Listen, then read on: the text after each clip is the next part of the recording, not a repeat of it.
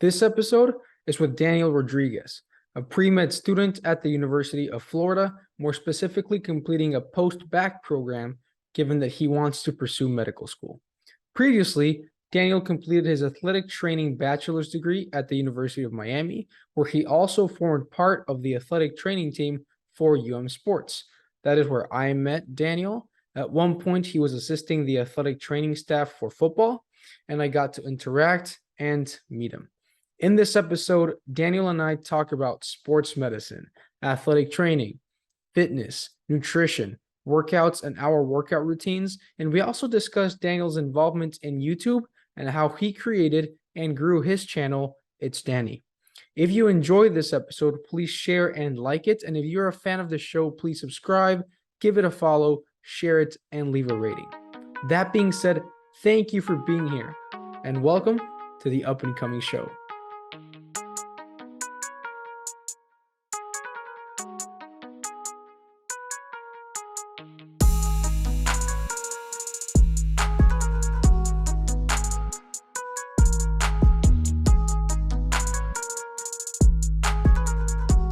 Can you hear me? All good? Yeah, I can hear you, man. You can hear me perfect? I can hear you fine. How you doing? I'm doing good, man. How have you been? I've been good. Nothing crazy. Had a pretty chill day so far. Had a workout in the morning. Went to get some groceries and now I'm back. Yeah, I did groceries too. Literally, like when I texted you being like, "Oh, I'm not home," I was literally at Aldi in Gainesville doing groceries. Yeah. Tell me about Gainesville, man. When'd you go? Like when'd you leave UM? Like last year. So I graduated from UM 2021, like spring 2021. And then I came to UF and I'm doing something called like a postbacc. So it's like doing like the pre-med classes like after undergrad.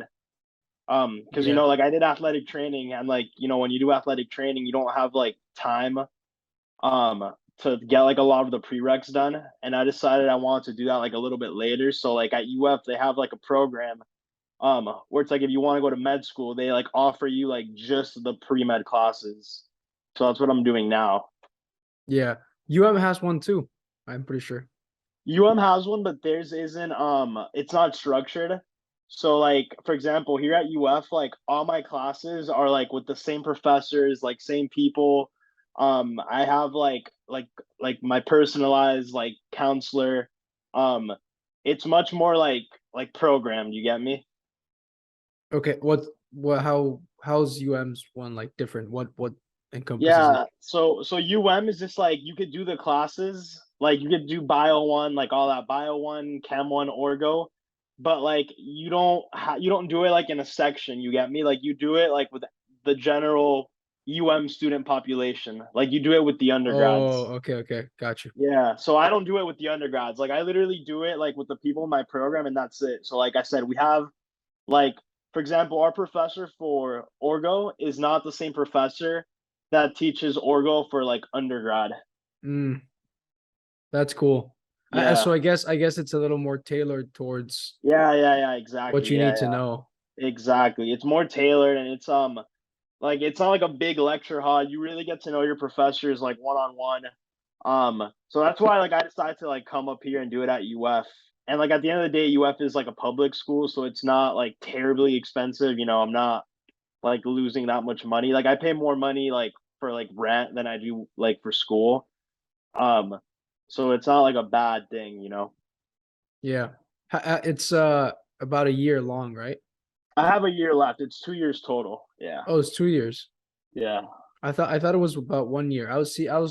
Um I'm graduating this December Okay. and I was looking into kind of what I want to do because I'm not 100% sure.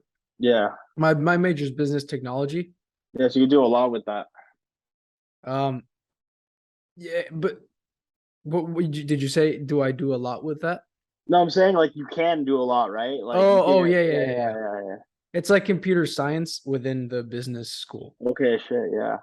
Yeah, so that's my major, but I just wasn't really sure exactly what I wanted to do. I'm not 100% sure, I think it's hard. It's something hard to figure out. But Yeah. No, I got you. one of my options and something that I just generally really enjoy learning about is neuroscience and Okay. neurobiology. Yeah. And so I spend a lot of my time, whether it's listening to podcasts or looking at stuff related to do with the brain, Yeah. just to learn about it. And so I was thinking, oh, maybe I want to try to uh study, go to med school and then maybe try to do something Yeah. related with the brain. Um, Yeah. I get but that. I don't really want to be a doctor. Yeah. I don't No, like I being get you. that it's not something that I want necessarily want to do. I'm just more interested in the brain aspect of it. So Yeah. I was looking at like the postbacc program at UM. Yeah. That's why I was Yeah. curious as to how it compares. Yeah, no, like there's a bunch of different ones too. Like there's like one in George Washington, there's one in John Hopkins. Like there's like a bunch of them all over the country. People just don't know about them because it is like a very it's a very like specialized thing to do. You get me? It's like very like there's not too many programs and it's like not something that like is very out there.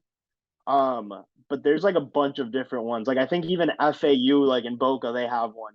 Um, they're all over the place, you know, and it's like literally for people like what you said, like oh like you have a degree in like business or something, business tech, but like you have another interest and you're like oh maybe I might want to do this. So like people in my like program, for example, like I'm probably the one that like has done like the closest to like medicine in a way. Everybody else did like marketing, business, um, stuff like that. So it's like literally for people who like are like, oh, like I think I want to do something else. So, but you could look Yeah. around. Like I said, there's a bunch like all over the country. Um, you just gotta like look around and see like what fits you. Like some of them are like the one I'm doing where it's like, you know, very catered to you. Some of them are like UM where it's like, oh, we're just gonna like give you the classes, and you do it however you want. Like it just, you know, it depends. Yeah, no, I don't think I'm gonna go the med school route just because it's again, I don't want to be a doctor and I don't it's too long to Yeah, I do get you. of a process to then not want to be a doctor. Yeah, no, I get you. I get what you mean. Yeah, and I wouldn't want to practice in a like in a clinical setting or anything like that. Yeah, But yeah, I mean I still want to do probably something that relates to the brain. I have different interests. That's one of my mm, main ones. So I'm thinking that, right now when I graduate, I'm gonna start working. That's my plan right now. And then after a little bit of work, I'll try to go to a master's program. yeah, I'm not sure exactly in what right now. I'm thinking of like along the lines of an MBA. My plan is kind of, work right now in the technology industry or sector. And I specifically in cloud computing because that's what I that's your have thing. like more. Yeah, that's more. I have some certifications on that. I know more about that than other stuff. You get paid well. Yeah, Um, damn. so I'm gonna start working there, and then hopefully try to. Or the plan is right now the 3-year plan or something like that is to then get an MBA and then try to go work at a company that does something related with neuroscience and technology. Yeah, I mean, there's a lot out there. Like even all these like med companies, right? Um, like there's a lot of people, especially like athletic trainers, for example. Like there's a lot of athletic trainers that like they don't work in like the clinical setting. They don't work in the training room. Um, and like they'll work in like the business side for companies like that. You get what I'm saying? Because it's just like they're like I don't know, like they're burnt out or something. Like they're tired of going to the training room like every morning. So they work for like like Don Joy, right? For example, like the brace company. Yeah. Yeah. So like for example, like there's athletic trainers that like they work in the business side of that, and like they're literally like regular athletic trainers. Like they used to work in clinics and now they like hop on that. So there definitely is like a position out there for you. You know, it's not something out of the ordinary. Yeah. So what made you make the switch or like want to do something else aside from just athletic training? Yeah, I'm gonna see if I could like move this light because I'm super dark right now. Okay, there we go. This is Yeah, better. no worries. Um, okay, so here's the thing. Initially, when I went into UM, like my plan was to do athletic training, right? Because when you athletic training is like a very, very specific major, right? It's very like once you're in the program, like it's really hard to like adjust classes. Like it's not like a lot of majors are flexible. For example, it's like you could do a degree in like business administration, but like you could move classes around, you could get a minor, you could like study abroad. Athletic training is like very structured, right? It's very like you this is what you have to do and like that's it. So initially my plan was like, oh, like here's the thing in the back of my head, because you know how Beckham has the MLS team in Miami, right? Yeah. Yeah, so like I played soccer growing up, and my ultimate plan was like, okay, I'm gonna be smart about this. I'm gonna get my degree in athletic training at UM, which very respected school. Um, it's like, I mean, you would see me in the training room, like that's like a good clinical experience. Like I met like good people and stuff like that. So then after that, I'm gonna like get a master's. By then, Beckham is gonna have his team in Miami. I'll like make connections because I'm good at like speaking with people and stuff. And somehow I'll get a job in Beckham's team. Like that was my ultimate goal. And even I remember when you're doing athletic training at UM, you have something called like retention, which is like before you work with the football team, you sit down next to like the professors and some of the athletic trainers, and they ask you like, oh, like why do you want to do this? Like, do you really want to do this? And I gave them that plan. That was my idea. I'm like, oh, I think this is what I want to do, right?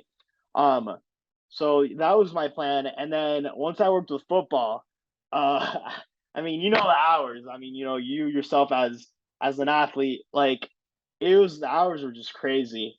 And I feel like I wasn't like there's days where like I just wasn't like happy going into the training room, and like I'm like maybe now like when I'm young I could do this, but like long term it's just not something that I see myself doing.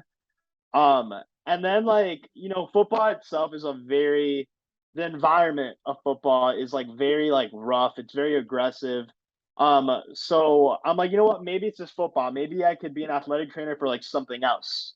All right. Maybe this is just like what do you call it? Like a rough moment or something. But like the more clinical rotations I would do, they weren't as aggressive as football. Like I didn't have like coaches yelling at me or anything, but it was just like a lot of like manual like labor, stretching out people, carrying coolers, stuff like. It was just like a lot of like work, but physical work. It wasn't like sitting down on a computer, trying to figure out something, making calls. No, it was a lot of like hands on, but like in an aggressive like way where Yeah. it wears you out and stuff like that.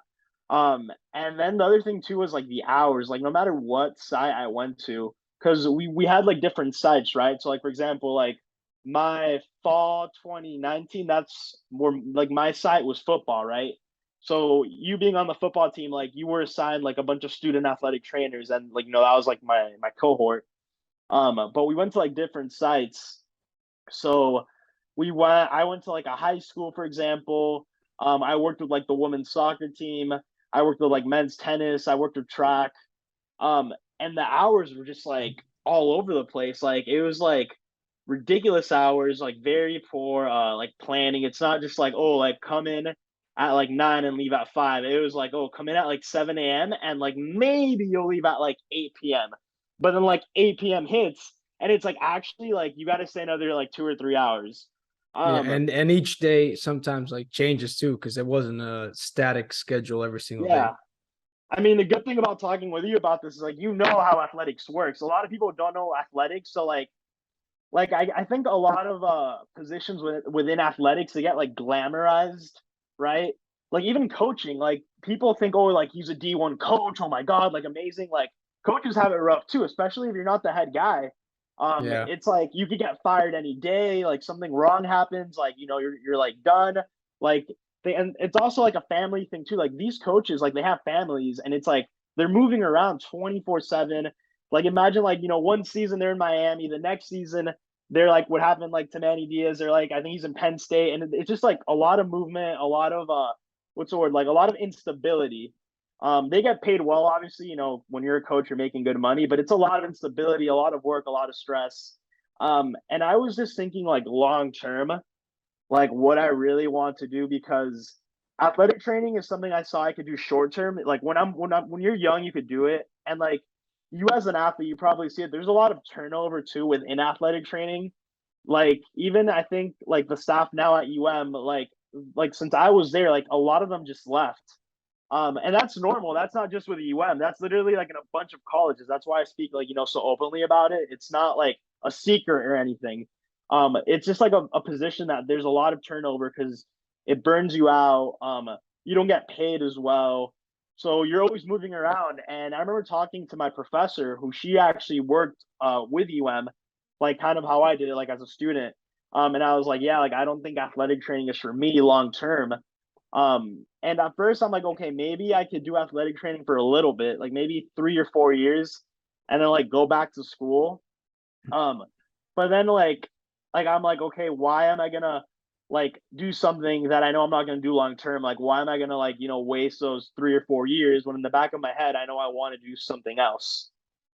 So once I had that like idea, I'm like, all right, like what do I want to do? Like, do I still want to do sports medicine? Do I want to get it? Like my head was like all over the place. But then I did a rotation at like a hospital, and it was like a lot more like relaxing, no coaches yelling at you.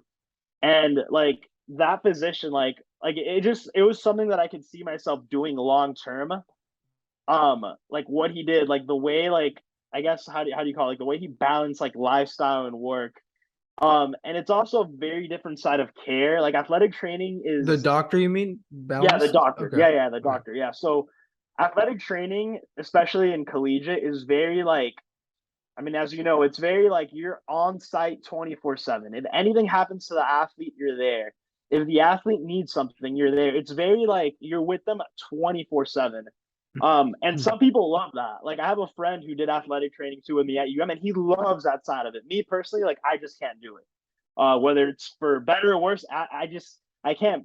I just can't. It's like a lot. So then like I would see the way that like the physician does things and like that side of medicine, I guess, or like that side of care. And it was something more appealing to me. It was a little bit like less stressful. Um, and then that's when I decided, all right, I think this might be something that like I enjoy, and just like talking to different positions, and even now like shadowing different positions within sports med because I still like sports med. It's just like something that I could really see myself doing like long term. Um, Obviously the journey is like really, really long, but like at the end, like I think I'm gonna be in a place that I enjoy. Yeah. So what specifically within medicine are you looking at? Something like orthopedics? Yeah. Is there something in particular that you're looking at? Yeah. So initially initially I saw sports med and I stick to sports med. So I want to do something within sports medicine. Sports medicine though is really, really broad. So you have a lot of different types of physicians within sports med. Specifically, what I'm kind of looking at is something called PMNR, which is physical medicine and rehabilitation. And they pretty much deal with like movement, like helping people move, whether it's like a muscle issue, whether it's like a neurological thing. It's literally just like movement and functionality. So I shadowed a PMR physician, and I really liked it. Like I'm like, okay, like this guy like is helping people function better. They might not be D1 athletes, but like they're still like their goals might be a little bit different. Like a D1 athlete, like let's say you're a quarterback, your goal after an injury is, oh, I want to be able to throw a football 50 yards. For some of these like non-athletic patients, right? Um, their goals might be like, oh, I want to be able to go to a park with my grandkid. So it still gives them satisfaction, but it's just like a different thing. Um, but that's kind of like where I'm looking at PMNR and then do like a fellowship in sports med. So that's kind of like the plan right now. That might change, who knows? But I definitely want to stay within sports med, like within that scope of like helping people like with muscle pain, joint pain, people like just people who want to like move more, stuff like that. That's kind of like what I'm getting into. By focusing on that, do you work at a hospital specifically, or is it more in a rehab center, kind of what they do Mm. with athletic training in like Like a a rehab clinic. setting? Yeah. Yeah. So something like that, like I would work in like a sports med clinic, right? Like like Lennar, for example, right? Like at UM. Yeah. Yeah, like I would work in something like that. Depending on what clinic I work at, I might be assigned to a team, whether it's collegiate, high school, professional, um, or like even like a national team or something. it really depends on like the clinic, but for that, like it would be like in a clinic working like a 9 to 5, and then on Yeah. the side doing like a team if I'm assigned to a team, because not all like sports medicine doctors are assigned to like a team. Yeah. I'm thinking about now that you mentioned Lennar. I've been to Lennar, Yeah, for of whatever course. reason a couple times. Um, but I've never seen, or when you explain to me kind of what this is that you're focusing on, I imagine it as something where there's um maybe there's some sort of like rehab machines or tables, kind of like in the physical in the Yeah, like a um PT room or something. yeah, in the PT room. Like I never saw anything like that in Yeah. the like the Lennar, because I feel like it's more of a hospital setting.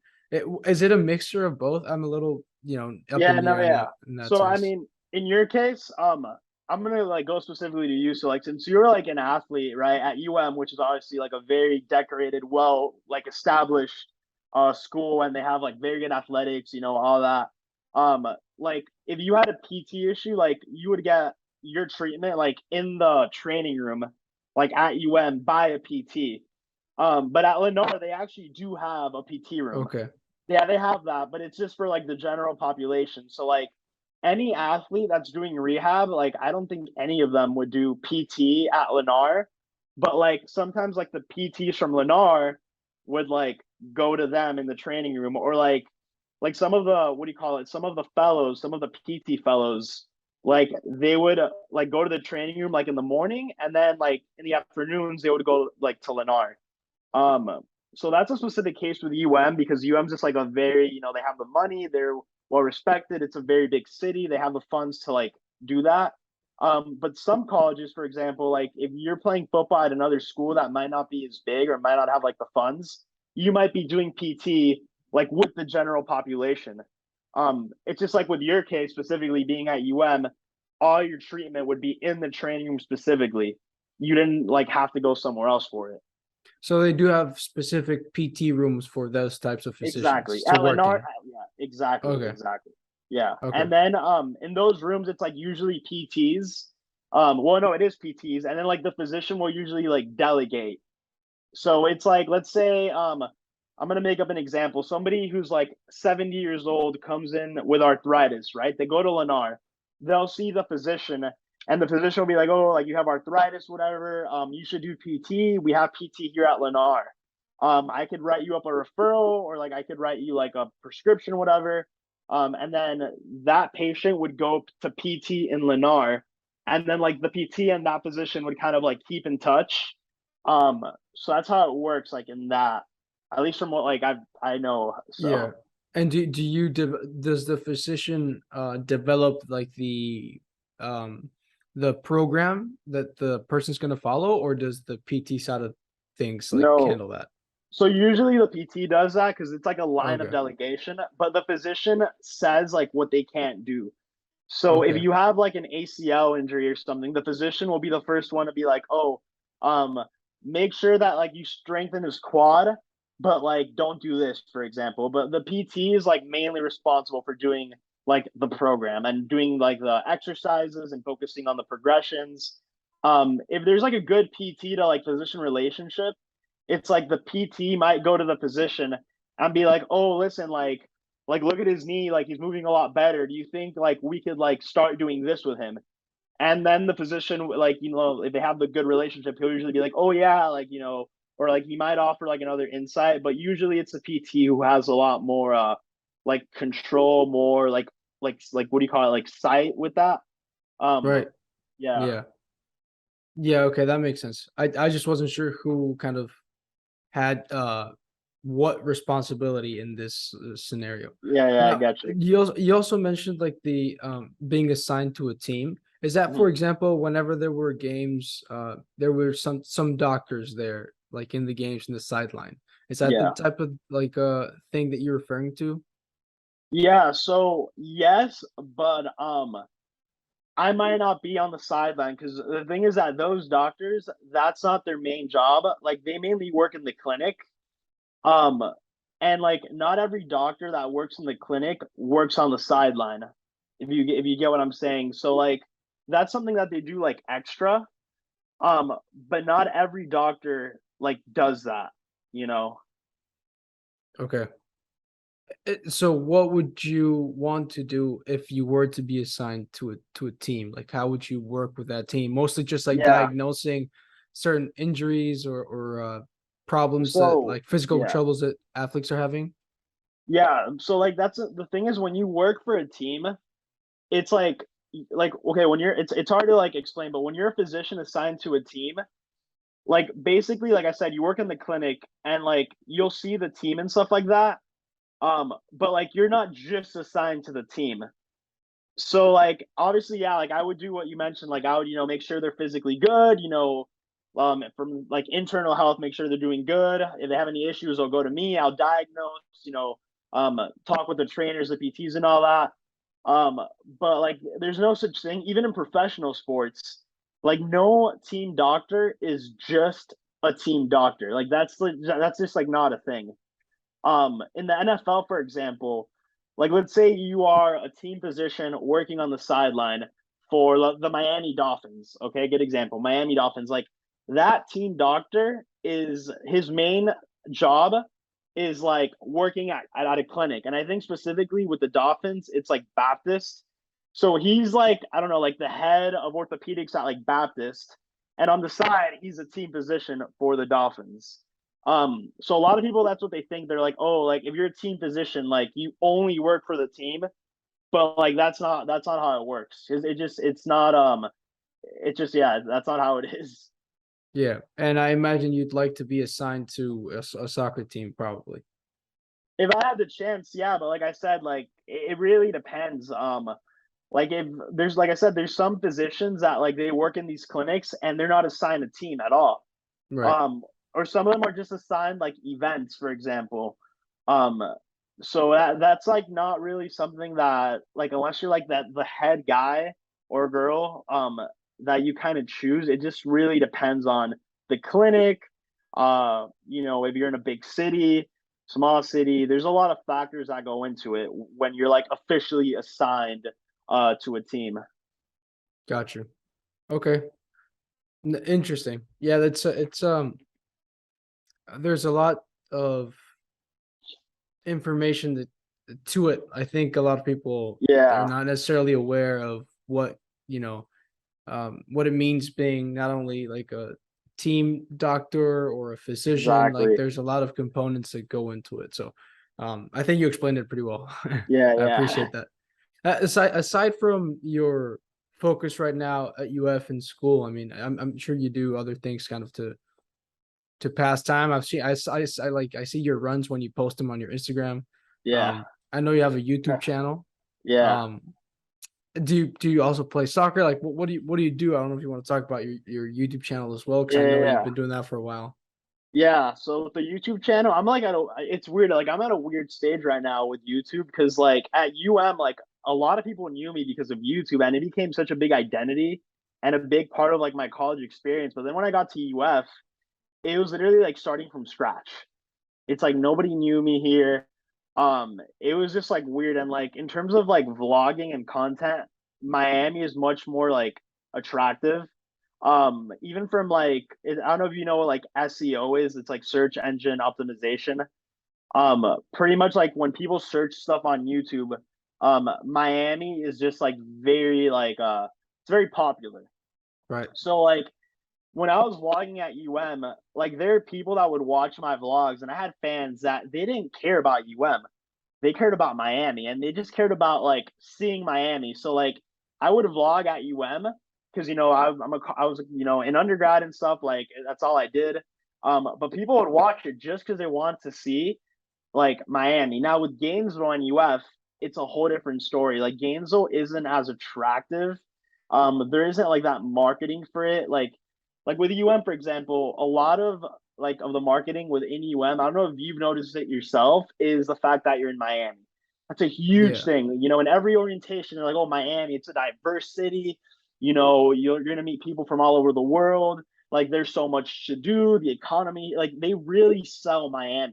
In Hmm. Gainesville, they just can't do that because Gainesville isn't like a big city. There aren't really any skyscrapers. Like it's not like people just come here for UF. So here it's more of like they sell you the school. which is something that like I don't know how to like market that at all because I didn't go here for undergrad. I don't know what it means to like be a Gator, quote unquote. So like I've done a couple of like UF vlogs, like UF day in the life and stuff like that. But honestly, like in terms of like numbers and stuff like that, like they just don't do as well as like the Miami vlogs because of that. And I've noticed that through like analytics and stuff. Like there's different things within YouTube that you can search, like rankings and all that. Um, and like Miami is just like I said, it's so much higher than UF in terms of like content appeal. So I'm like trying to figure out even what I want to do with it going forward. My plan was I want to do more videos based on like anatomy, like muscle anatomy and just like health and like fitness, stuff like that because like I really enjoy like learning like muscle anatomy and like in undergrad like I got A's in like all those classes. Um, so that's something that like I kind of thought about doing and maybe like every now and then posting like a vlog at UF, something like that. But no way, like you mentioned, yeah, like I started it, I've been doing it for a while. Started freshman year of college, and the whole idea of it was actually I started doing it because I was so into but I knew nothing about it, right? Like I always heard, I grew up in Miami, so I always heard about U Miami, all this stuff, but like I didn't know what it meant to be a student there. So the purpose of making the channel was like, all right, I want people who are into Miami, into to like see what it's like. Because I was in that position and I had nobody to look up to. I really didn't. Um, and like I'm not like has the stereotypes. A lot of people have money, like they drive nice cars. I would say I'm very like middle class, so I'm not like like flashing on yachts or doing anything like extravagant with my vlogs or anything like that. So I thought it was like a very good idea, and it did pretty well at Miami. So that was the start of it. But like now I got to change it up. Um, so yeah, that's kind of the whole like YouTube summary type of thing. Yeah, I remember. I think it was. I might be slightly off with my timing, but I think I'm more or less in the right, um, I guess, timeline. But Yeah, I think it was when I decided to go to yeah, for school. Um, I I looked up videos or whatever, and I'm pretty sure I found your channel. yeah, Like yeah. back, I was probably when you were a freshman. So, um, Probably. either a freshman or sophomore because I was graduating. I graduated in December of 2018. So Yeah. it was a while back, and I was looking at the videos, and I saw probably saw one of your videos. I think it was one that you were talking about kind of the things to do in Miami. I think it was Oh, something okay. like Yeah. that. Something. Yeah. I have like a It, couple. Yeah. yeah, it was an older video though because I'm pretty sure I was still in high school and about to come to and it was I remember because once I came to and I started here whatever.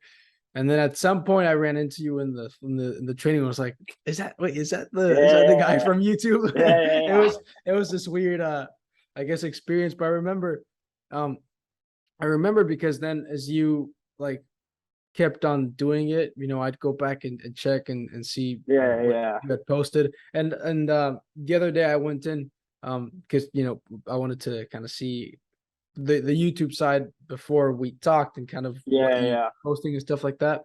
And I mean, you've built a pretty good base.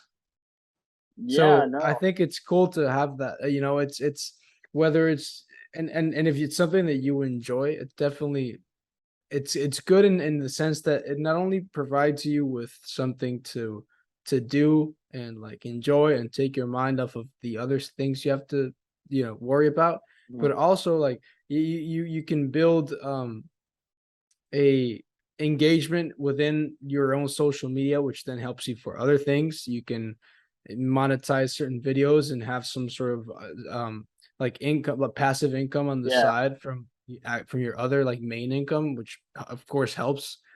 There's a lot of cool things that come because of it. Like I know you said you're trying to figure out right now kind of where to Yeah. go. From my side of things, I started the podcast like a couple months ago. Well, I started it like a year and a half ago.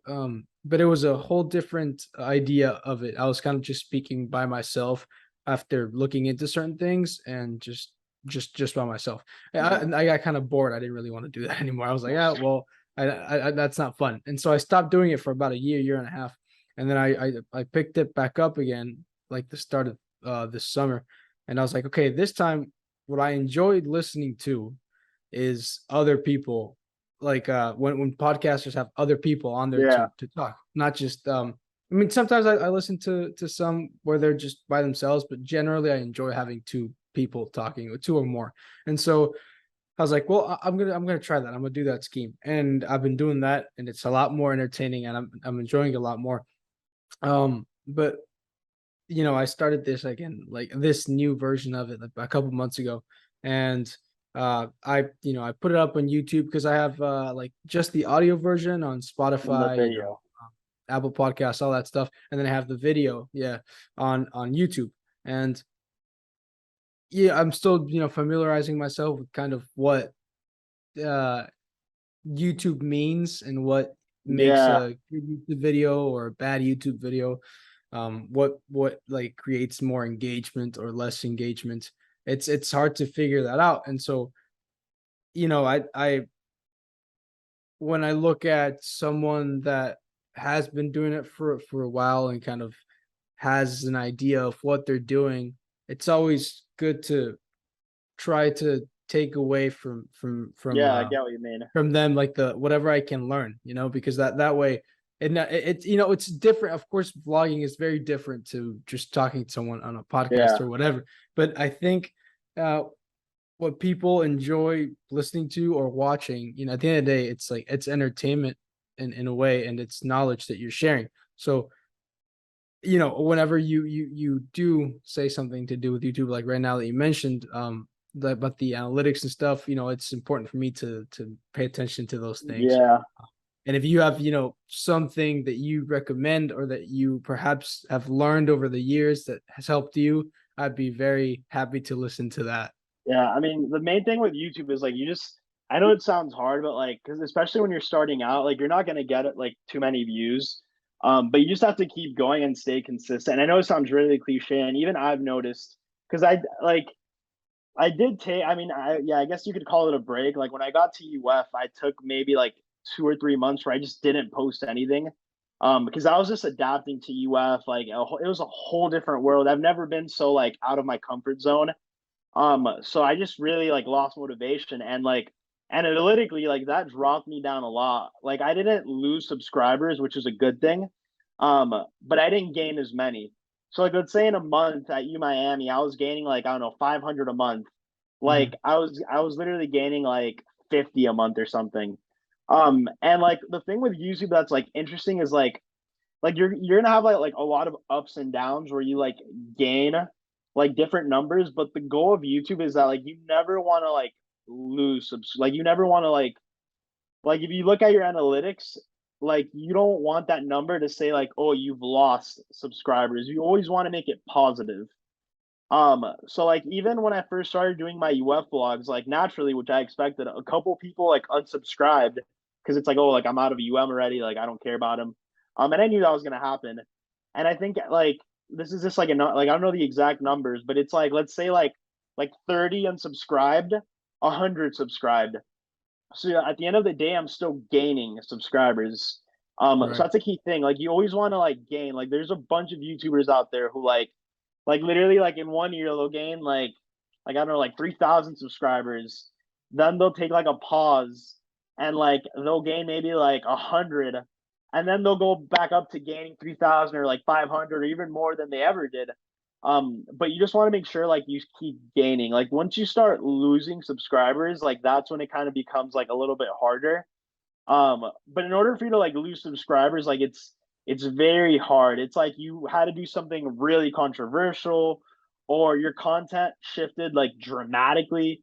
Like let's say if right now, like hypothetically, I started doing like I don't know, like makeup videos or something, like Yeah, my yeah. YouTube channel would like go down to zero. Because that's not something I do or I ever, but like if I do something that's like, school advice, fitness, or like even like what I had in mind, like anatomy, which is within my realm, like I'll be good. So that's a key thing, just staying like persistent with it. Um, and have to like trying to editing sucks. It takes forever. definitely a Yeah. huge time commitment. Um, and yeah, you just gotta have fun with it. I mean, like one of my biggest issues like about vlogging at UF when I first started is like I said, nobody knew me. So like people would look at me really weird. And in Miami, and the thing is, in Miami, I got over that when I started vlogging at I got over people looking at me weird because I still knew people around campus. So like they would see me vlog and they'd be like, "Oh, Danny, like you're vlogging, like you're finally doing, the YouTube channel, whatever." Um, but here in Gainesville, it's like literally zero. Like nobody knew me at all. Like I would vlog, and it was just like people had no idea who I was or like what I was doing. But then I kind of like got over that, and like I do it, like I still do it and stuff, right? Like obviously it's fun for me. But like in Miami, something that I loved is that like people, since they knew me, they would like want to be in the vlogs, or like I would be on my way to class and be like, "Oh my god, like you're Danny! Oh my god, like I've watched your videos and stuff like that." And I'm like, "Oh, this is like good content." I'm like, "Oh, cool. Like, do you want to be in the vlog or something?" And they're like, "Oh my god, yeah. Like, what should I say?" I'm like, "Well, I'm on my way to class. I'm kind of late, so I'm gonna say that to you, and you could react however you want." So I'll be like, "I'm here with like I don't know. I'm here with Maria. Maria. So I'm late to class. Like, what should I do so I can get to class on time, whatever?" And then Maria or whoever it is would Yeah. give me something. Here in UF, I just haven't been able to do that yet. Because it's just a much bigger school. People don't know me. So it's been a little bit harder, but like at the end of the day, like I still have fun. Like I mess around.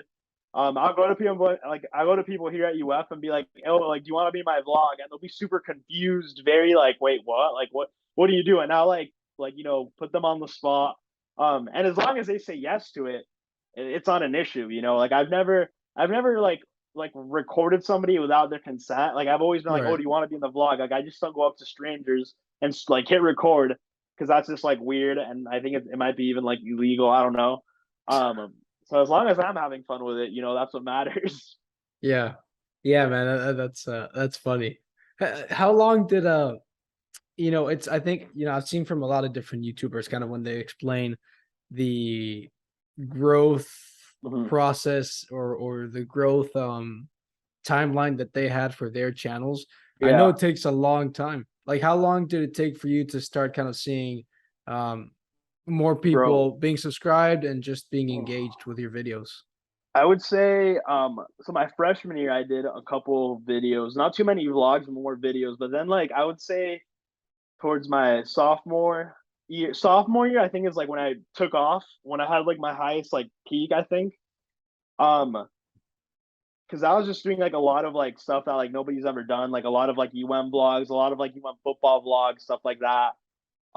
So there really like I was getting a lot of numbers that I don't even get those numbers now. Yeah. Junior year kind of like stabilized, I would say. Like I was getting like literally 400, 500 subscribers a month. Then towards senior year, like in the beginning, I was getting a lot because of COVID. Like I was doing like COVID related vlogs, which I guess it helped. And then towards the end of senior year, like I honestly just like ran out of ideas. Um, and to be honest, like I got a little bit like distracted because it was like senior year. Like I wasn't like I feel like I got to a point where I got a little bit too comfortable with YouTube, and I was like, all right, like I did every U Miami vlog possible. Like let me just like maybe do one or two vlogs like a week or something. And then like go out with like a friend who I'm never gonna see ever again. You know, so I got a little bit like sidetracked, I guess, or like I kind of just wanted to like enjoy a little bit more of college, because that's another thing. Like sophomore year, for example, when I was like doing really well on YouTube, I literally had no social life at all, like zero. Like I wasn't going out. I literally didn't have any like close friends. I was dating a girl at the time, and she was like really good, whatever. Um, but like I didn't have a social life. I wasn't doing anything socially at all. Like my weekends consisted of me editing. Was she in Um, your vlogs? I think I yeah, remember. yeah, yeah, yeah, yeah. She was, Yeah, yeah. I think I remember. Yeah. Yeah, I know. Yeah, no, she's cool though. Like I'm not gonna talk about it. But like honestly, she's Yeah, yeah, no. I'm cool sure I girl. know. Yeah, Yeah, I'm sure. yeah. But like honestly, it was just her. Like I didn't really do much, and it got like to a point where like junior year, like when I was working with the football team, literally all I did was football, work out, and YouTube and study. That's it. Like I wasn't going to frat parties. I wasn't going out. Even when I turned 21, like I just wasn't doing anything. So once senior year hit, I'm like, you know what, it's my last year. Like, let me enjoy myself a little bit more. I was, 21, whatever, 22, started going out more and stuff like that. I just started like enjoying that part of college more because I never did. Freshman year, I didn't do that. Like, I didn't really start going out, drinking, stuff like that until like senior year. And it's funny, like a lot of people don't know that because now, like, I love going out and stuff. And I tell them, yeah, like I didn't start doing this until like senior year because I was just like really busy and stuff. And now that I'm at UF, it's like I'm kind of going back to like that old mentality I had where it's like I don't really care too much anymore about like my social life and stuff. I really just want to do well in classes and get the YouTube like, back how I had it that sophomore year. Yeah.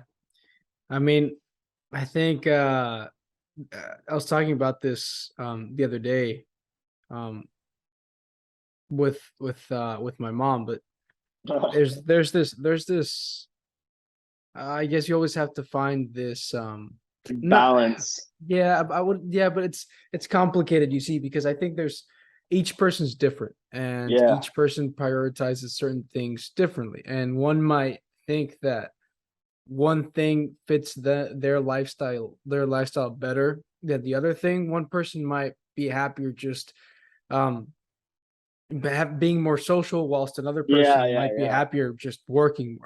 I have an example from my class, right? I'm not gonna say any names, but it's just an example. So the teacher asked a question about who wanted to be who wanted to be in an executive position at a company. Mhm. So like what an important position at a company. And like I think one person or two people in the class raised their hands. If any. I don't remember. I think maybe I don't know.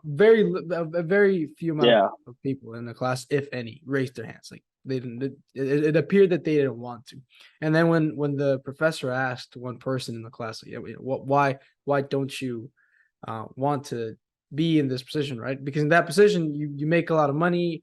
You're seen as a successful person. It depends, of course, on your definition of success, but Yeah. um, then and the person that the professor asked, they answered.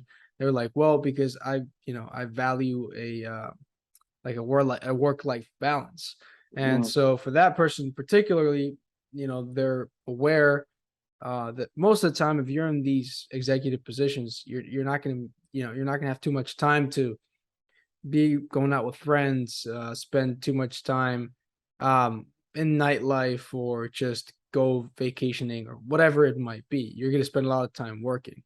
But Yeah. on the other hand, there's people that actually prefer that. I prefer to emphasize those types of things because I'm a Mhm. person that if I kind of don't have something that I'm working on and a project that I'm focusing on, or just kind of just staying busy in something that I think is helping me grow in some way, whether it be like career wise or financially or whatever it may be. If I'm not kind of working towards something, I start to it affects my mental state in a Yeah, negative. I get what you mean. Yeah. So I think it just depends on the person. Honestly, I think there's each brain is different. Going back to neuroscience thing, Yeah, I it's listen true. and read a lot about it, about these things, and just like I question myself about just neuroscience related things. I'm like, well, I mean, why does some people's brains like think this way? Yeah. It's weird, but yeah, I think it just comes down to each person, and I think each person has their own way of living and finding Yeah, their no, that's balance. true. Because I think balance is subjective. Balance doesn't. Yeah. There's not one defined balance, whether it's for like work life balance or any other type of balance. And each person kind of like, for the most part, most balances tend to be, I think, subjective. Yeah, no, I definitely I get that. And I think like too, like the older I get and stuff like that, I'm kind of like like doing things that I wouldn't do like when I was younger. Like I'm appreciating like certain people more in my life. Even when it comes to like social scenes and stuff like that, like in college, at UM, like like senior year, for example, like there is like some of like they're not really friends, more of like acquaintances, right? that they like knew me from YouTube, or like I would just say hi to them on campus. Just people that they're not bad people at all, but it's just people that like I would talk to, you know. Um, and like they would invite me to like go out and stuff like that. And me, being I guess younger, like less like focused, stuff like that, like I'd be like, oh yeah, like I'm super down. But like now, for example, like if I'm going out with you, like you better be like my friend or something, or like my parents invite me to dinner, like I'll go do that with them. But like I'm not like seeking that like what's the word? I'm not seeking like that social like scene anymore, I guess. Like I'm definitely like more appreciative of like the people that I have, and I'm trying to focus my time. If I'm gonna do something social, it's gonna be with the people that I care about. I'm not gonna go out of my way to like do something if it's not with somebody that like I have like some type of connection with. Like if right now, hypothetically, I go to my pool and I meet this is a very exaggerated example, but a girl, and she's really good looking, whatever, and she's like, oh yeah, like let's go out tonight or something.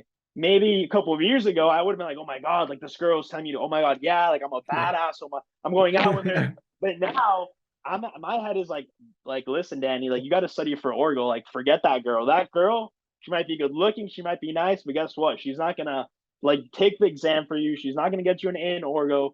She's not gonna help you with anything. She literally just wants to go out with you and have a good time. And you could do that with a bunch of other people that you care more about. So I also think like, kind of going back to what you said, like the older you get, like the more you kind of like know what you want to do.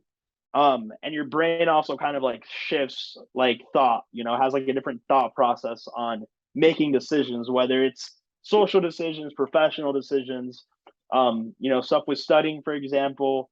Like before I used to like cram for exams and stuff like that, and now I don't cram anymore. I wake up really early, I work out, I study like in chunks. Like I'll do like 2 hours in the morning, 2 hours before going to bed, and it's a lot easier. So you definitely have like a shift in mindset the older you get. Yeah. Yeah, I mean you definitely as you grow grow Yeah, older, you learn things exactly. and you change in some ways.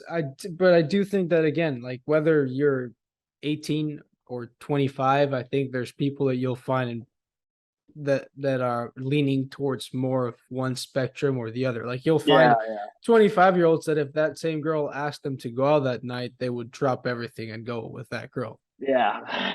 I think it's just again, it's just like it comes down, I It's a believe, person to to kind of person thing. right, Yeah, right. It comes down to what your mindset is just in general, and kind of what you find fits your lifestyle better. yeah, But I do think that as you definitely as you grow older, you learn things and your mindset switches and kind of um adapts to like the new things that you learn, or like you start incorporating these new things into your life, and exactly. definitely your Yeah, mindset switches, yeah, and changes like along the way. I agree with you there. That's yeah, that's something that definitely happens. But yeah, man, I mean, I think we talked about a good number of things. I guess the last point I wanted to touch on is um with all, I like I said, I always see your runs on Instagram. I'm always yeah. curious about that. Do you like train for just running? Do you do like triathlons? Do you play soccer? Yeah, no. So I do triathlons now. I've been doing triathlons since like I got to UM pretty much. I played soccer in high school, and like growing up, like I was actually a goalie, which is weird because like I'm pretty fast, but I'm also short. But like I would say I was like an average goalie. Like I got recruited by some like really, really small like D3 schools, stuff like that, but I flat out rejected them because my plan was to go to UM. But I played soccer growing up, and then literally towards my junior and senior year of high school, not even college, high school, I got into running. And I just got into like health and like fitness and just like basic like working out stuff. Like I think junior year of no, not college, high school, I got my like gym membership, and I would go to the gym and just do like basic exercises. Like didn't really have a goal with it, but just like kept me fit, whatever. Um, so then like with running, um, like I said, I started it toward the ends of I started towards the end of high school, and I was a really bad runner. Like I was terrible at running. Like I'm running way better now than I did in high school. But like there's something about running that I just like having a goal. Um, like you could always like say, "Oh, I want to run like a minute faster."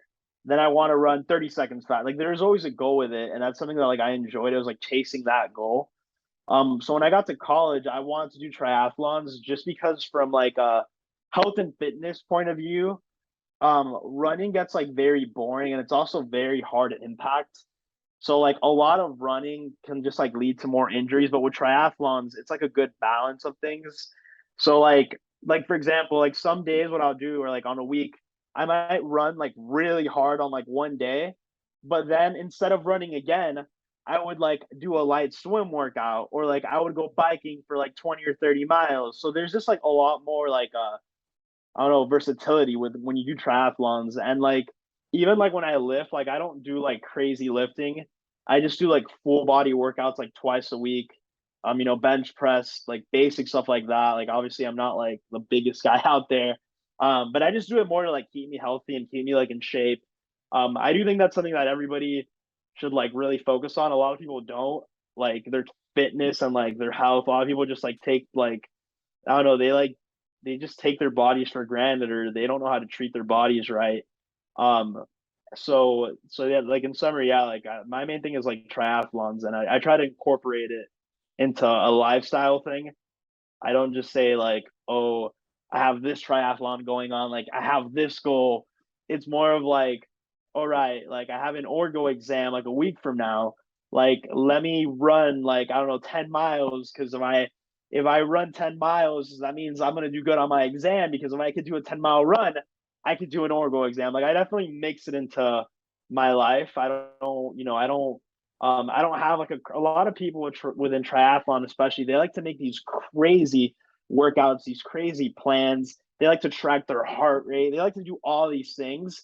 And being realistic, like that data doesn't mean anything unless you have like a coach that's telling you and interpreting it for you. So I don't even have a set schedule, honestly. Like I wake up and I do like I feel. Yeah. Um, like this morning, I literally went biking like 40 miles. And last night, like I did a leg workout. So like literally yesterday, like I was just studying the whole day, and it was getting late. I didn't want to go out or do anything. I'm like, you know what? Let me get in like a 1 hour leg workout. And then before going to bed, I'm like, you know what I want to do before studying? I want to go ride my bike. So I did that. So it's very like very variable, very up in the air. I don't do any crazy scheduling or anything. Yeah, going back to like the balance thing, right? I think it's important to uh so I'm not sure if you knew, but towards the end of last season, I went into the transfer portal. Yeah, Um I think you told and me that. Yeah. yeah, yeah, so I was looking for another school just for a number of reasons. One of them was Yeah, because yeah, I yeah. wanted to go into like a master's degree Mhm. and potentially use football to get me into a really good school. I wanted Yeah. to go to like an Ivy or Mhm. Stanford, something like that. Um, I didn't get that chance. I was like, okay, well, I'm just gonna graduate. I'm not, I'm okay not playing football again. Mhm. I had my time. I took a lot away from it, and I Yeah. learned a lot of things.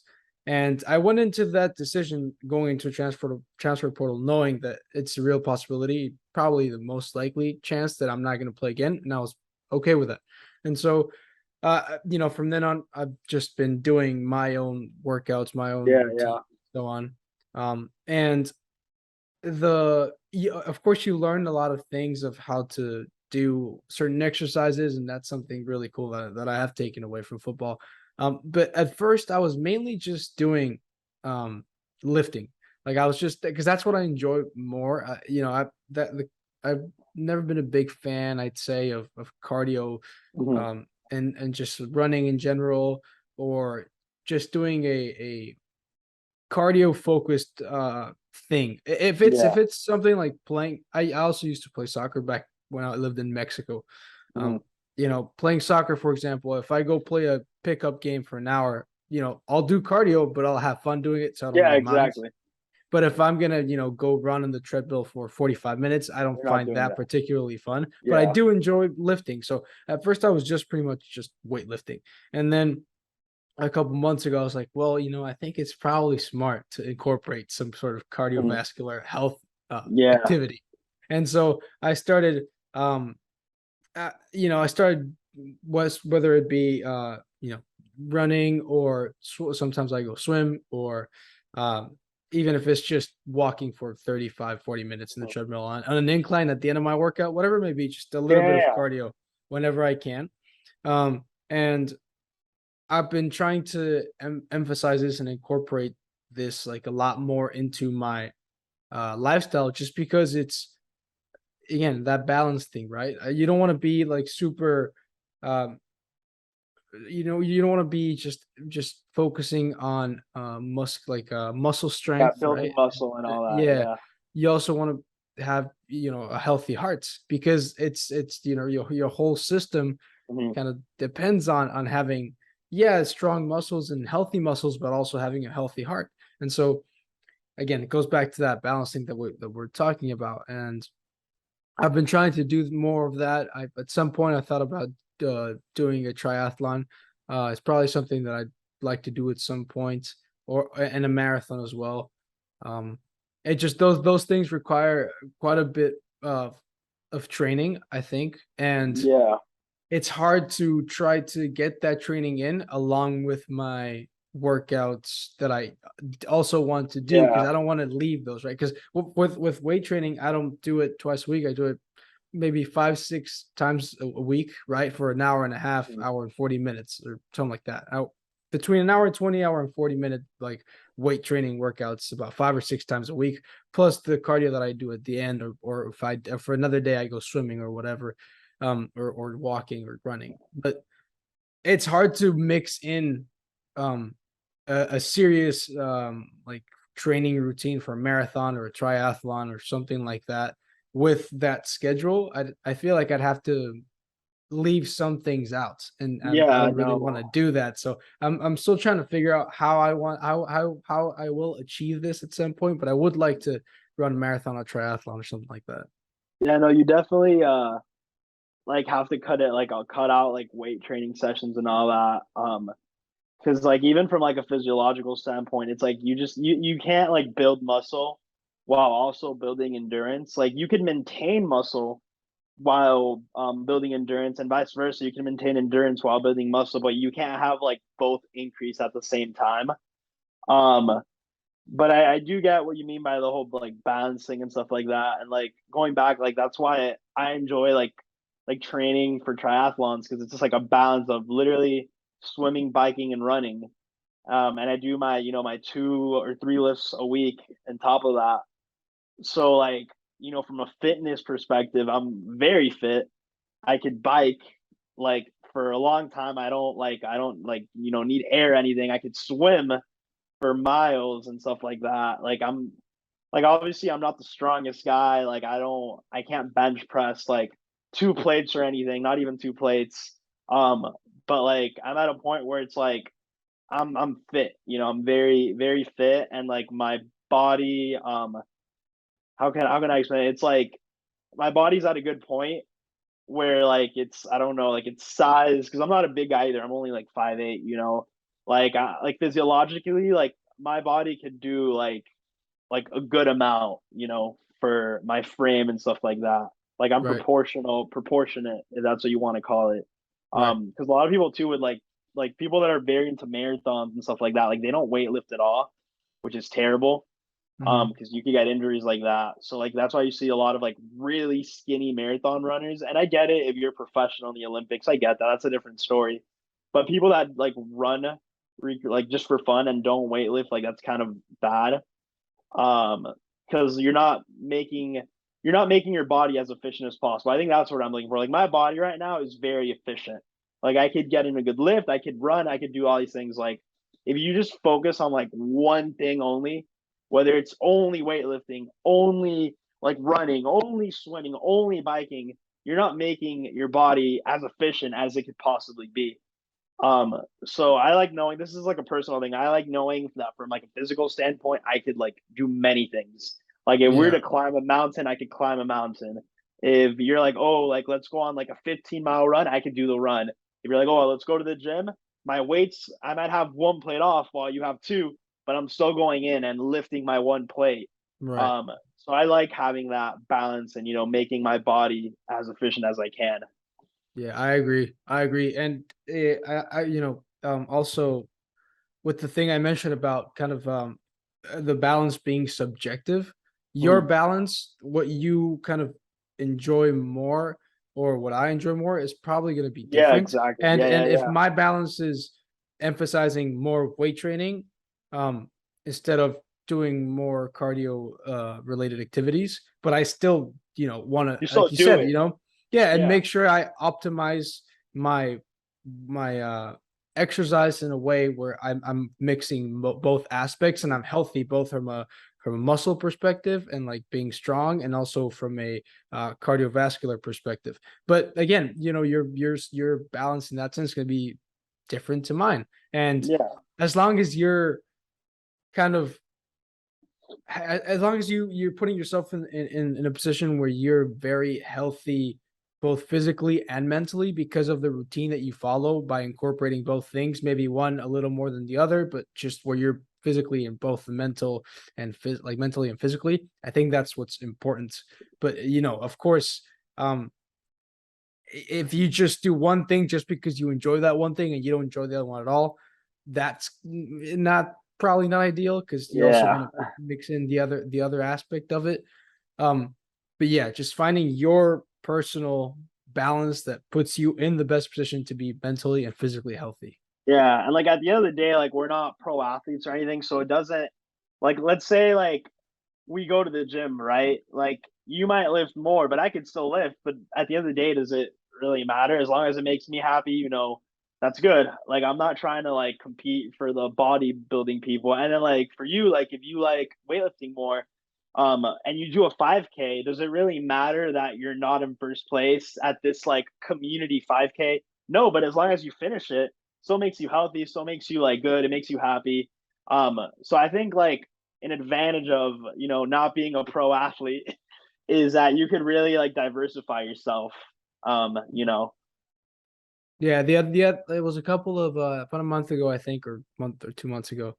I went on like the longest run I've ever done, which was like Yeah, 15K, something like that. yeah, And you might say 15K, well, that's not too much for me, but for me, I was like 15K, I've never done yeah, that. And I was like crazy sore the next day and the next couple of days. But I was proud. I was like, man, like yeah. I did it. Exactly. You did it. Yeah. You did it exactly, and that's what matters. Like the time.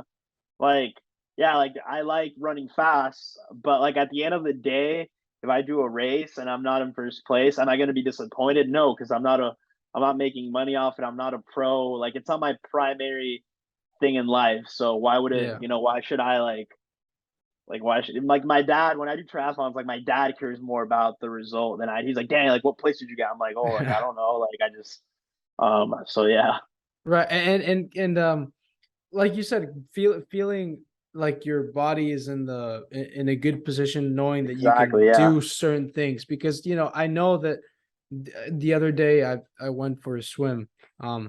I was like, well, I'm not gonna lift today. I'm sore. I've been lifting for like 5 days straight. I'm gonna go Mhm. for a swim because I don't want to lift again.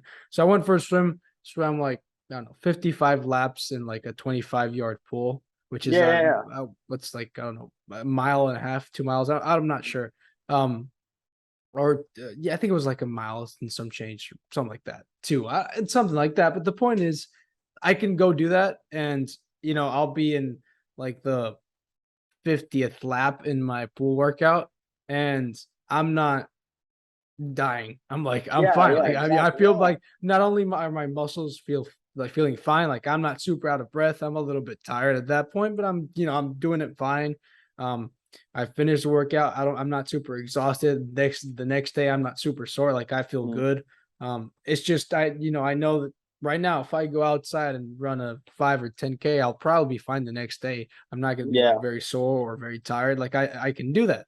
And that's something like you said, knowing that you can that you're in a good spot is very important. And Exactly. of course, there's always room for improvement. That's also the fun part. Yeah, exactly. No, and there's you have to realize there's people our age that like literally you put them in a pool and they can't even do 50 yards, stuff like that, which I think is sad. Like the more I get into like health and the more my like passion for wanting to become like a doctor grows, the more I shadow, like I see patients come in sometimes that they're like our age or maybe in their 30s and like physically like they just can't like do things like basic things like swimming. I think swimming is something I think everybody should be able, even if they do it really slow, you should be able to comfortably, maybe not a mile, but like a kilometer, which is like half a mile.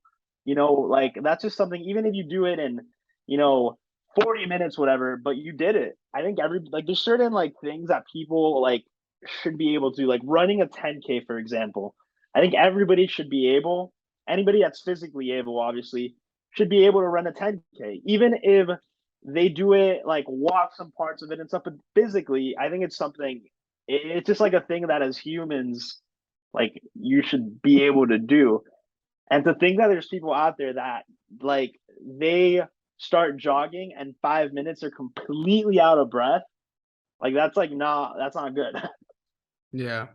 So It's not good. And I I think your focus is on the medical side is a little bit different to my focus. I don't focus so much on like the medical aspect of it, but I do, focus on like on the brain aspect of it. yeah, I yeah, yeah, research a yeah. lot about like how brain and brain chemistry plays into these things, and also like I'm very much into health like you. I try to see Yeah, what kinds obviously. of things you can do with your body to, whether it's stretching or recovery, hot, cold, whatever it may be, just to put like, just to I guess increase your body's health in general, right? Yeah.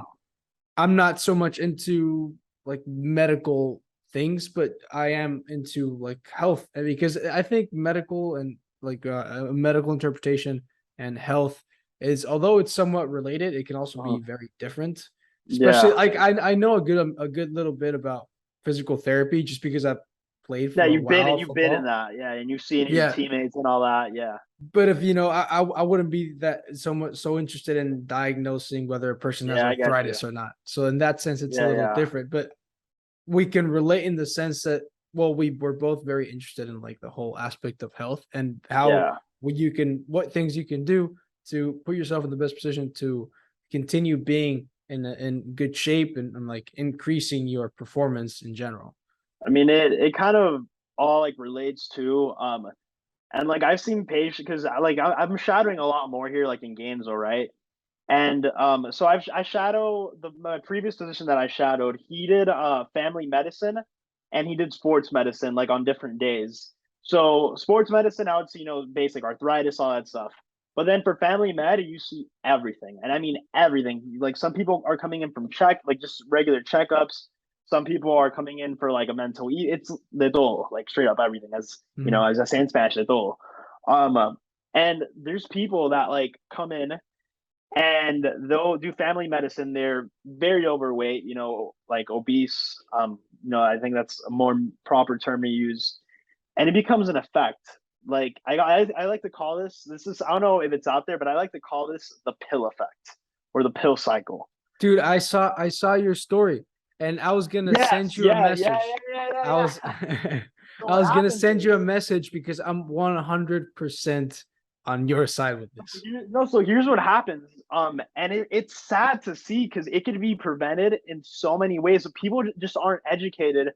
And I think, being in Miami, um, as superficial as it is in terms of physical, like everybody in Miami is trying to look good.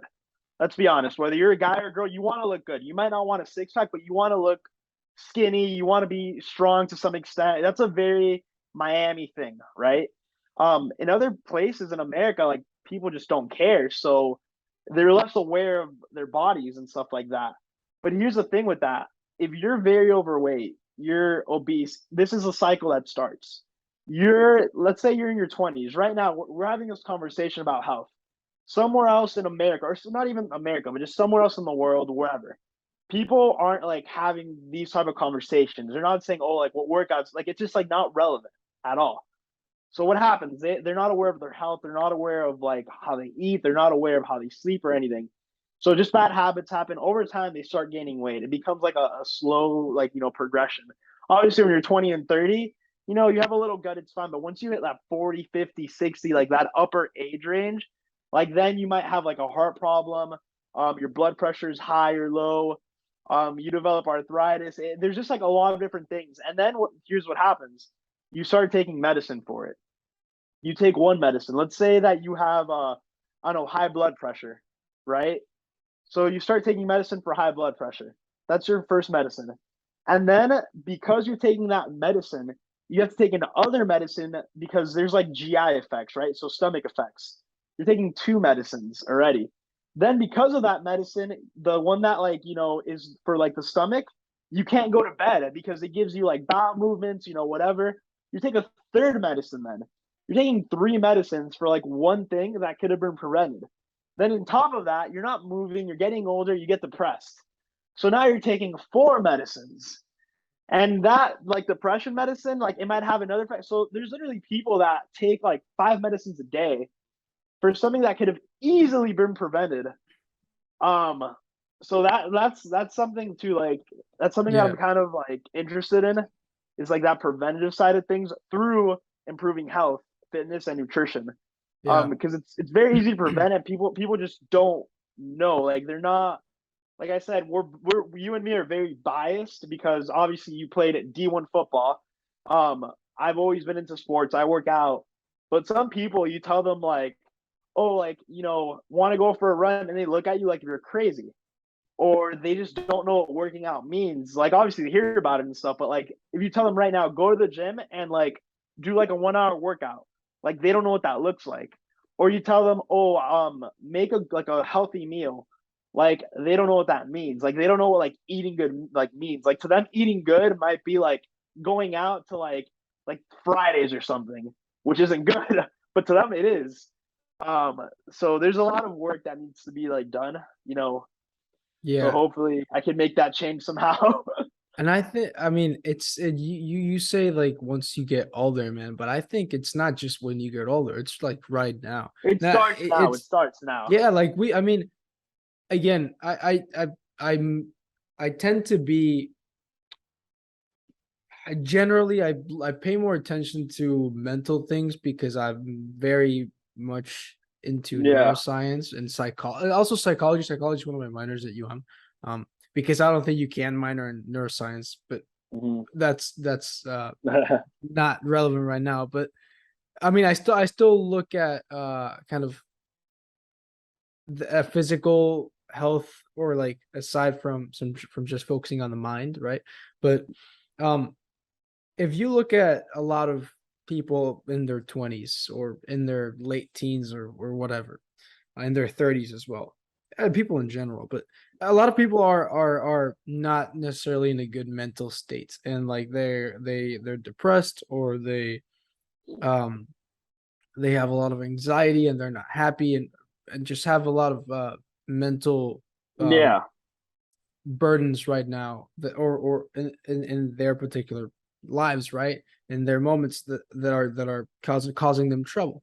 And it's a lot of times these people will go to a doctor, they'll go to a not to someone that can prescribe them. Like a psychiatrist. A psychiatrist. Yeah, Yeah. right, a psychiatrist. I'm sorry, Yeah. Yeah. Yeah. I was like, a psychologist, no, psychologist can't prescribe medicine. So a Yeah. Yeah. Yeah. psychiatrist, yeah. Psychiatrist. So Yeah. so they go to a psychiatrist that can prescribe medicine, and when they're there, they explain their symptoms, whatever, and they, like you said, they get a pill for an antidepressant or whatever it may be, Exactly. right? Yeah.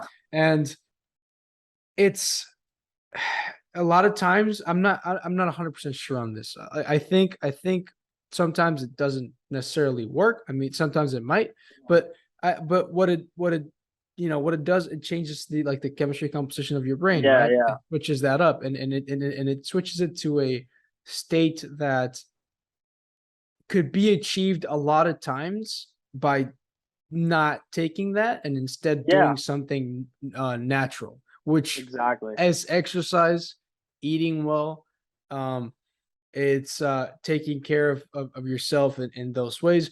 And don't get me wrong, and I I talk about this with people as well. Just um, there's of course there's certain individuals that have imbalances chemically in the brain and need to take certain medicines Mhm, to balance their neural chemistry out and to be able to um be achieve a normal, right, quoting, mhm, mental state so that they're not sad or depressed or whatever it may be. And those people exist. And in that situation, I mean, you might need to take some sort of medicine to create that chemical change in your brain. And that in that sense, I'm not saying that people shouldn't take those medicines, because I think there's definitely applications where people have to take that and where it can help them.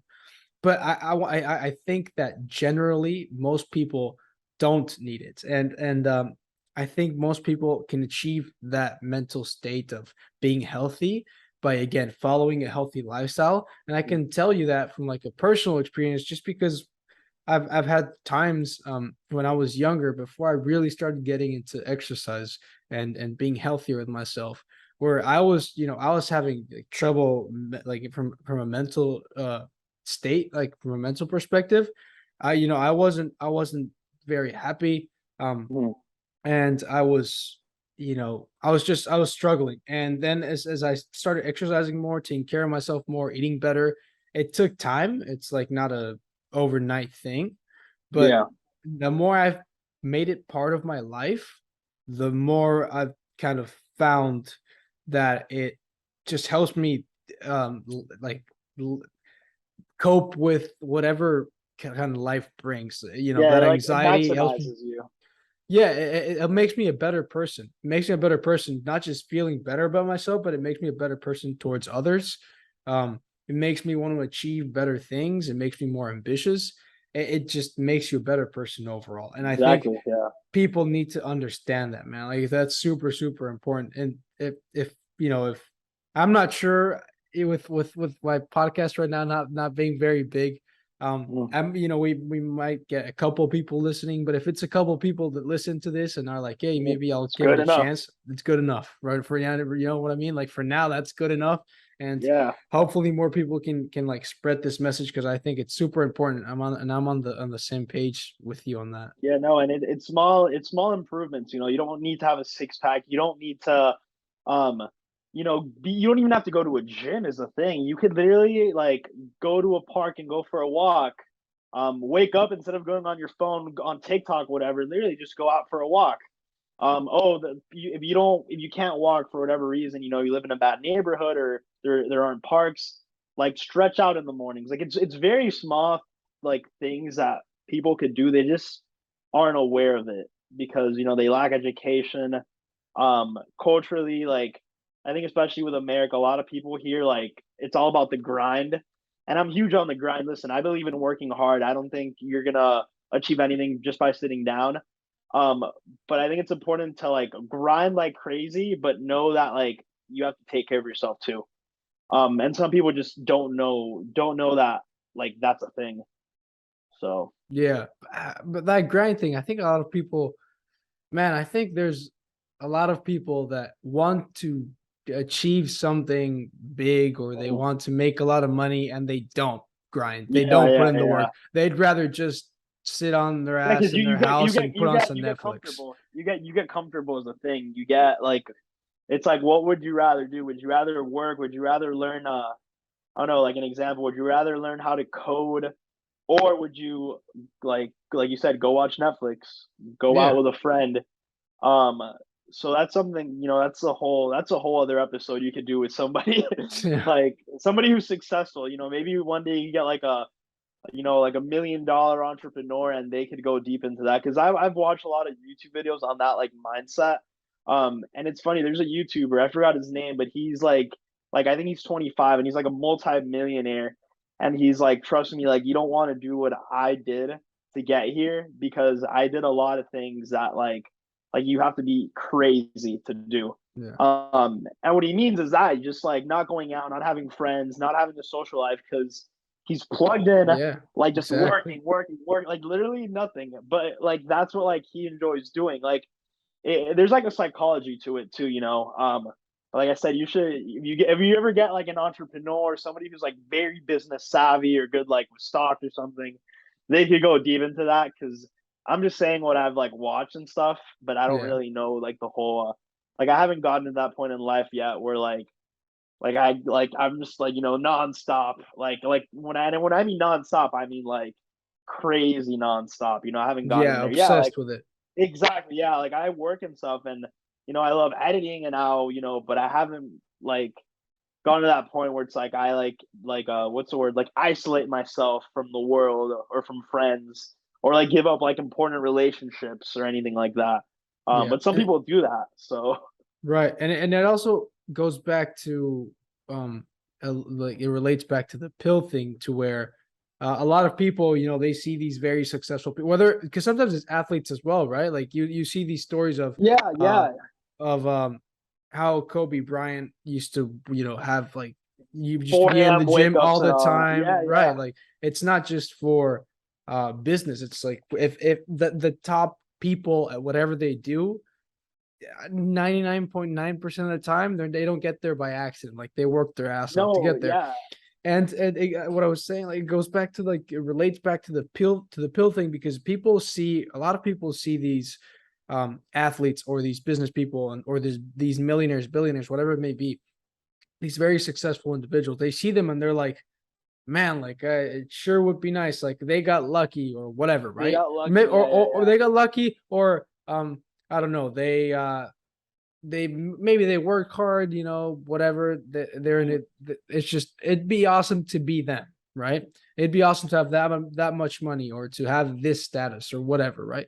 But then, like that, you look back at it and it's like, okay, well, what are you doing to get there? Like Exactly. Yeah. you'd love to reap those rewards, but you're not willing to put the hard work in. Like most people aren't willing to put that hard work in to get there. And they just want to have those benefits, like with the pill thing, right? Mhm. Again, emphasizing that I think there are people that need to take it because of chemical imbalances in the brain, Yeah. but that's a different story. I'm referring to those that don't have chemical imbalances in the brain. To those people, I think they want that easy way out. Okay, I'm gonna take a pill because it's gonna make me feel better instead of changing my lifestyle. It's like, well, I see these. It's the same thing as, or it's very similar to just seeing these very successful individuals be like, Yeah. well, I'd No. love to have that money, but I'm not willing to put in all the work to have it. I just want it to Yeah. be No, there, that's true. and that's not how things work. Yeah, no, definitely. And one thing about, you know, we could both relate like to it in terms of athletics and stuff like that. Initially I used to think, oh, like if, you know, specifically with football, right? Because that, you know, that's I guess that's a team I spent the most time with. And obviously, you know, you being in football. Like initially I'm like, oh, you know, in the NFL, like you get lucky and all that stuff. But like being in the environment, it really you really see like the players who really want it and the ones who don't. And some really don't, you know, and that's fine too. I mean, like you for like you ever like did you ever like want to go to the NFL or no? Not really. No. Exactly, exactly. So which is completely fine, but like you have some like some football players like their whole life they commit to the NFL. You know, and obviously you've been around people who are in the NFL. I've been around them too and all that in the training room. That's the thing. Some people like they get into football like NFL, that's their craze. But guess what? Saturday night after the game, they're not resting, they're not sleeping, they're at Club Live. And it's like, well, how do you expect to go to the NFL with that attitude when in the Yeah. other side of the country, somebody might have won or lost the game, but guess what? Instead of going out and getting drunk, they're taking care of their bodies because they want to wake up early Sunday morning, get in a good routine and stuff. So they're like, and that's a huge shock because I remember a lot of players like at UM, they would like mess around or like just like I guess like try to flex, be like, oh, like I'm gonna get drafted NFL and stuff. But like on the side, like especially like those Sunday practices, you could overhear like I'm not gonna name like any names, but you could just overhear like, yo, like what are we doing tonight? Like those type of stuff. Like even though they're really small, the people that make it to the top aren't doing that. You get me? And it's the same thing with like, let's say we don't do athletics. I said athletics is we can relate to, and I'm sure you've heard it too in the locker room, like after a game or something. Oh, like what are we doing? Or like on a Friday, oh, we don't have a game. Like let's go out. You know, that's a thing. Which listen, if you want to be that type of college football player, like that is completely fine. But know that it's going to put you at a disadvantage because somebody else is working harder. And with business and stuff too, it's like at Yeah. the end of the day, it's like whoever's working more, like whoever's working the most hours the most efficiently is the one who's going to be more successful, not the one who like complains and who's like, oh man, like the world hates me. Like those people aren't going to make it anywhere. But if you like work, you know, and really master your craft and whatever it is, and just like you, I think you said a good word, obsession. Like you need to be obsessed about it in a crazy way, in a crazy healthy way, you know. Obviously don't go out and like start yelling at people, but like within yourself, like, you know, have that like fire, you'll make it. So, you know, I think that's a good connection, you know, with success and like the mind and you know how it all works. Yeah. Yeah, I agree. I agree. I think that's a good way to wrap Yeah, it up, man. yeah, I think so too. Yeah, no, we've talked about everything. We had a good little talk. Yeah. I don't know if you want to say your socials or your YouTube so people can check it out.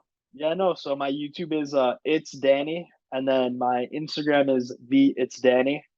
And yeah, like I said, I'm gonna try to. I want to do more anatomy related content and talk more about like injury stuff like that. So that's my next big project that I gotta get. You know, start becoming obsessed about. So Yeah.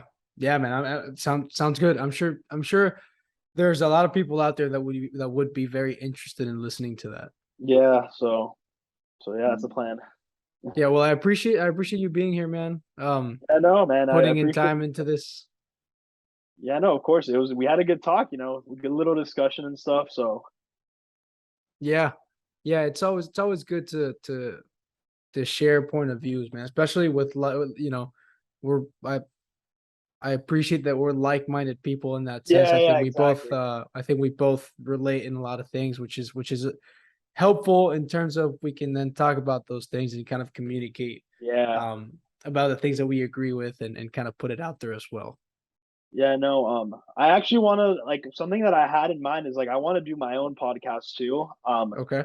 It's very I want to make it very specific though on like sports medicine. So like I would have like guests that like are either doctors, athletic trainers, PTs, even like some athletes, and just talk about like kind of like what we did, talk about like health and stuff like that. But I'm gonna be honest, I've just been lazy about it. Like I've just had it as like an idea, but I really haven't taken initiative. You know. Yeah. I mean, it's time consuming as I'm sure you're aware. But Yeah, yeah, yeah. if it's something that you enjoy, I think you can learn things by having people on there, and you can kind of direct the conversation where you want it to go and take out of the conversation what you want to take out of it, and have Yeah, the opportunity to speak to people that are knowledgeable in that matter. So or on that matter. So in that sense, I think it's very uh it's a good avenue for you to learn about things that you're interested in. So if you're exactly. interested Yeah, about that, then I think go for it, man. I think it's a good yeah. idea. I think you know after my Orgo exam this week or this upcoming week, I'll you know instead of like going straight to bed, I'll like you know maybe stay up for like 1 or 2 hours and because I've even like watched YouTube videos on like how to start a podcast and like I have a mic and everything. Yeah. So I have the equipment, like I have everything I need. It's just like literally doing it and like I want to like pay like you know Fiverr or no? Um, yes, it's like the Yeah. where you can hire services, right? Yeah, yeah, yeah. So like I would like pay somebody to like to give me like a template or something like that, you know. Hmm. So that was like my ultimate thing. So I gotta get on it, you know. If not I'm on talk, I'm not being productive. Yeah. No, I think if it's something that you're genuinely interested in and think that you'll get out of it like a good bit of knowledge and something that you'll enjoy, man, I say go for it. Yeah, And yeah, you no. can try it out and then see how it goes. And then if you enjoy it, I mean, just keep on doing it. Yeah, no, and I could even upload it to my YouTube too. Like do you remember Yeah. Fernando or no, the PT? Uh, He like he was a fellow, so he was only there for like a year. Fernando. If I saw a picture, I'd probably remember, but I don't think I remember by Yeah. name. Well, I interviewed him. um on like not even for a pod, this literally over like for a YouTube video. Like it was like how to become a sports physical therapist, and that video did like really well, and Hmm. people liked it. Like it got like over 1,000 views. Like I got a lot of comments on it, people DMing me about it. Um, so like that was kind of why I like where I like the idea started. It's like, oh, like if I interviewed him, I could interview like pretty much everybody I know at UM or who's worked at UM because a lot of people left. Yeah. Um, and get like their perspective on it and shit. So What's also good is, man, you already have a like a pretty decent sized platform for it. If you upload it to your yeah, YouTube, man, exactly. like you'll already get, some good views, some listens. Like you can tell them to that it'll also be available in like podcasting platforms, and you'll get some listens there too. So and some downloads. So I mean, that's you got that going for you, which is also very helpful. Yeah, no, but maybe this conversation will motivate me, and who knows? Next week I'll have something up. We'll see. Yeah, I mean, if you do, let me know. I'll check it out, man. Yeah, no, sounds good. Yeah, All right. Well, I appreciate it. Thank you very much, man. yeah, man. Of course. Have a good one. I'll see you maybe when I'm back in Miami. We'll see. Yeah, sounds good. Let me know. All right, bro. All Bye. right, man. Thank you.